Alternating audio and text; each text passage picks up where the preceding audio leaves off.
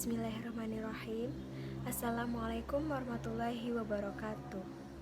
Perkenalkan, nama saya Siti Nurwahiningsih dengan nomor NIM 2030110013. Pada kesempatan kali ini, saya akan membuat video penjelasan tentang praktikum kimia organik 1 yang berjudul Identifikasi alkohol, karbonil, dan asam karboksilat, yang diampu oleh dosen Dr. Elvira Mimawarnis MSI dan asisten praktikumnya, yang pertama ada Kak Emilia Febri Martin SPD, yang kedua Kak Alia Mitra Duryani. Pada kesempatan kali ini kita akan membahas yang pertama, yaitu tentang alkohol. Adapun tujuan dari alkohol yaitu mengenal bereaksi spesifik terhadap senyawa alkohol. Landasan teori tentang alkohol.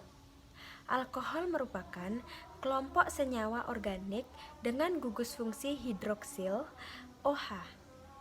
Alkohol primer, alkohol sekunder, dan alkohol tersier monofungsional yang molekulnya mengandung kurang dari 6 atom karbon yang dapat dibedakan satu sama lainnya dengan menggunakan pereaksi Lucas ZnCl2 per HCl, di mana alkohol tersier, menazel alkohol, dan alil alkohol bereaksi seketika dengan pereaksi Lucas, membentuk suatu larutan berkabut dalam banyak hal teramati 2 lapisan. Sedangkan alkohol sekunder membentuk larutan berkabut bidang batas dalam waktu 3-10 menit. Akan tetapi, alkohol primer akan bereaksi sangat lambat sekali. Bahkan untuk alkohol primer yang memiliki rantai atom C yang lebih dari 10 tidak bereaksi sama sekali.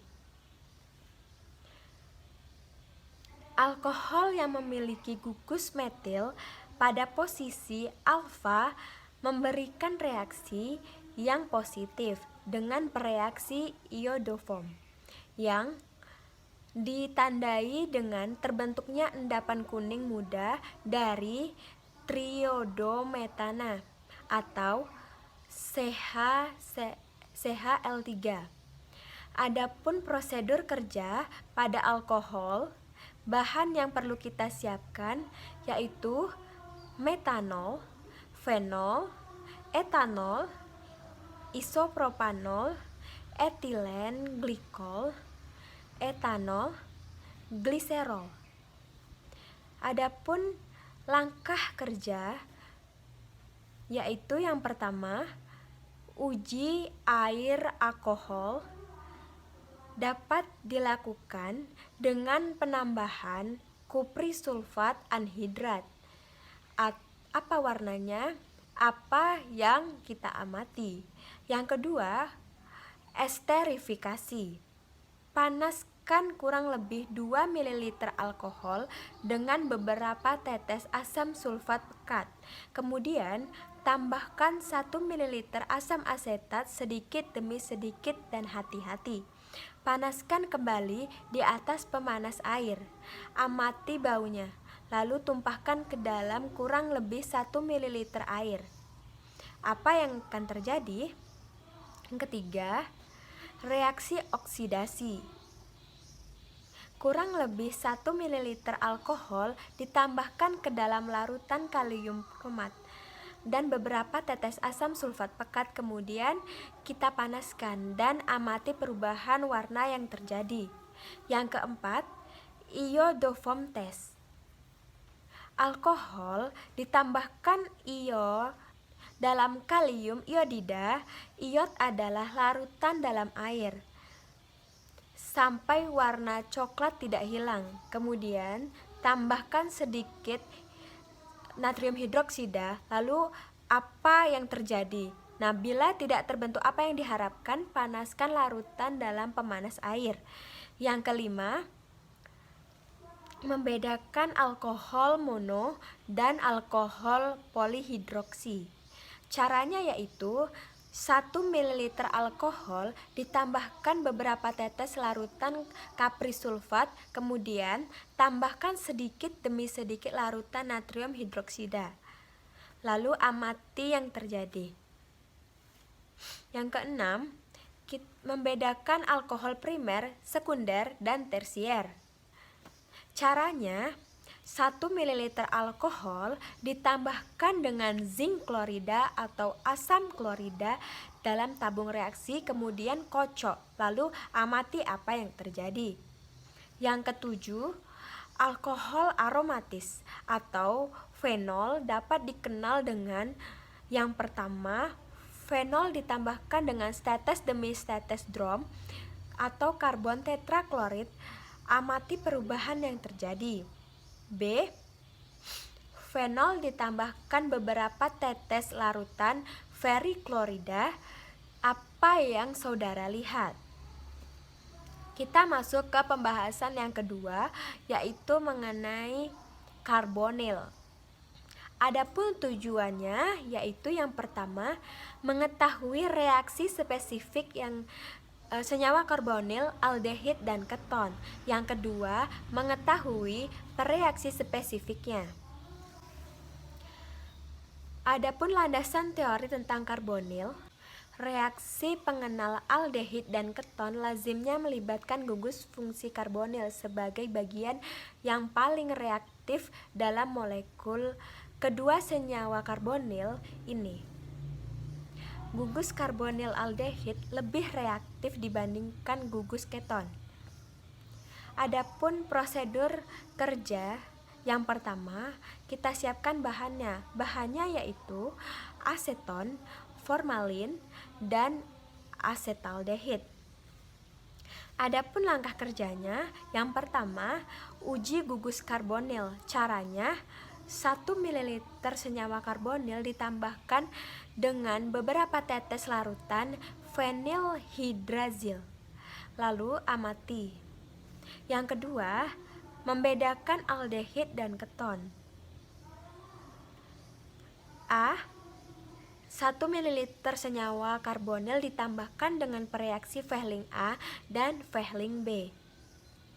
Kemudian, panaskan di atas pemanas air dan amati. B. 1 ml senyawa karbonil ditambahkan dengan reaksi Tollens. Lalu panaskan dan amati. Yang ketiga, senyawa karbonil ditambahkan dengan 1 ml larutan kalium iodida sampai warna coklat tidak hilang. Kemudian, tambahkan sedikit demi sedikit natrium hidroksida. Lalu tuliskan pengamatan beserta reaksi yang terjadi. Yang keempat, reaksi oksidasi. 2 ml senyawa karbonil ditambahkan dengan beberapa tetes kalium dikromat dan asam sulfat pekat. Panaskan di atas pemanas air, lalu amati perubahan warna yang terjadi. Disinilah larutan dan tambahkan beberapa tetes larutan fenilhydrazil. Lalu amati. Yang kelima, iodoform test. Senyawa karbonil ditambahkan dengan larutan kalium iodida sampai warna coklat tidak hilang. Iodida tidak bercampur dengan air. Kemudian tambahkan sedikit demi sedikit natrium hidroksida. Tuliskan pengamatannya. Dan jika tidak terbentuk apa yang diharapkan, panaskan larutan pada pemanas air. Kita masuk ke materi yang terakhir, yaitu asam karboksilat. Adapun tujuannya yaitu mengenal reaksi spesifik dari asam karboksilat. Landasan teori dari asam karboksilat. Asam karboksilat bila bereaksi dengan basa maka akan membentuk garam dan dengan alkohol akan membentuk ester. Asam karboksilat banyak dijumpai dalam lemak sehingga sering juga disebut sebagai asam lemak. Pembuatan asam karboksilat dapat dilakukan dengan berbagai cara, seperti yang pertama, oksidasi alkohol 1 derajat, 2 derajat, atau dengan aldehid. Yang kedua, oksidasi alkena. Yang ketiga, oksidasi alkuna. Yang keempat, hidrolisa alkil sianida. Yang kelima, hidrolisa ester dengan asam. Yang keenam, hidrolisa asil halida. Adapun prosedur kerja dalam asam karboksilat, yang pertama kita siapkan dulu bahannya. Adapun bahannya yaitu asam asetat, asam benzoat, asam oksalat, asam format, dan asam salisilat. Adapun langkah kerjanya, yang pertama, reaksi dengan bikarbonat. Caranya, masukkan 1 ml asam karboksilat ke dalam tabung reaksi. Kemudian, tambahkan beberapa tetes natrium bikarbonat. Tuliskan pengamatannya. Yang kedua, membedakan asam mono dan dikarboksilat. Terhadap larutan asam karboksilat ditambahkan larutan ferrofurfat atau garam mor. Kemudian tambahkan larutan natrium hidroksida dan tuliskan reaksinya dari pengamatan tersebut. Yang ketiga, khusus untuk asam asetat, sedikit larutan asam asetat ditambahkan dengan larutan feriklorida. Kemudian tuliskan reaksinya dan amatilah. Yang keempat, senyawa asam karboksilat ditambahkan dengan alkohol dan asam sulfat pekat. Panaskan, amati bau selanjutnya, dan uji dengan hidroksamates. Larutan ditambah 0,5 ml NaOH 2%, panaskan sampai mendidih.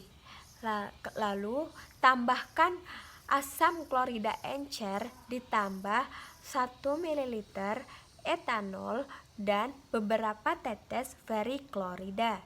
Tuliskan reaksinya. Sekian video penjelasan dari saya. Banyak salah dalam penyampaian dan penerangan kata-kata, mohon dimaafkan. Semoga video kali ini bermanfaat. Saya akhiri. Terima kasih. Banyak salah mohon maaf. Assalamualaikum warahmatullahi wabarakatuh. Terima kasih.